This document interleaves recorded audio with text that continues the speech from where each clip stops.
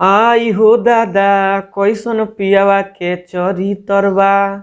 नमस्ते प्रणाम। हम आप सबके राइटर दुर्गेश बेदर्दी और बहुत ही जबरदस्त देवी गीत लेके आयल बनी आप सब कलाकार खातिर। और बहुत सुंदर पवन सिंह गौलर लन गाना आई हो दादा कैसन पियावा के चरित्र बा, जौन 2 आई रहा कैसन पियावा के चरित्र बा 2, वही धुन पर लेके आयल बनी। बहुत सारा भाई लोग के डिमांड रहा कि भैया कैसन पियावा के चरित्र बा ये धुन पर थोड़ा देवी गीत लिख के अपलोड करी, तो आप सब खातिर उहे धुन पर गाना लिख के लिए बनी। अब आप सबके मुखड़ा सुनावे जा रहल बनी, तो आप सब सुनी, ठीक बा। कि रोज भोर धोवेले मंदिर उठ के रोवेले बजनिया माई फूट फूट के हो। रोज भोर धोवेले मंदिर उठ के रोवेले बजनिया माई फूट फूट के। अरे कही गो पूरा कद इनके यार मानवा, अरे कही गो पूरा कद इनके यार मानवा। ए हो माई दे द गोदी में लालानावा, ए हो माई दे द गोदी में लालानावा। तो आप सबके सुनौनी है मुखड़ा, तो आप सबके सुनावे जा रहा बनी अंतरा। आप सब अंतरा सुनी कि सबके हुसुतल रहे तब जग जाले मंदिर में दौड़ल जाले।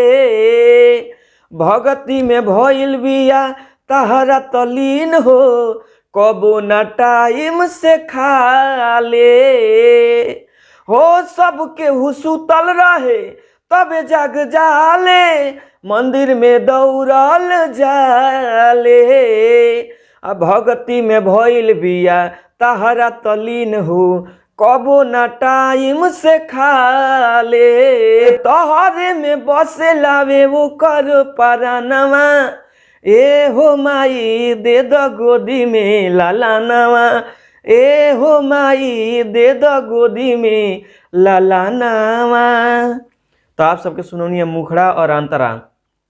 एगो मुखड़ा सुना देनी और एगो अंतरा। लास्ट अंतरा खातिर आप सब हमारा नंबर पर कॉल कर सकतानी। हमार नंबर बा 99-345-29-912 यानी 99-34-52-99-12 हमार नंबर है। तो जे भी कलाकारी गाना गावे चाहता देवी गीत वो हमारा नंबर पर कॉल कर सकता, बोल सकता कि भैया ये हमरा के गाना दे दी, तो हम उनका व्हाट्सअप पर ये गाना फुल लिख के भेज देम। हाँ, और अगर गायकी के बात तो गावे के सब केहू के अलग अलग शैली होला, केहू हाई से गावेला केहू लो से गावेला।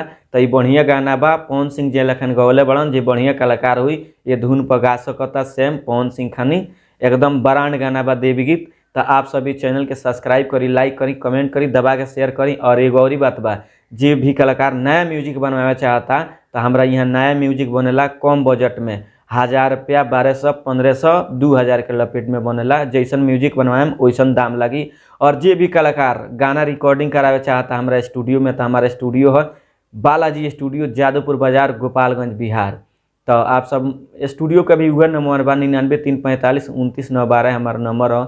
स्टूडियो पर भी आप सब आके रह के खाए के सब व्यवस्था बा, खाए के रहे के व्यवस्था फुल एकदम बा, 1 रुपया ना लगेला चार्ज भैया।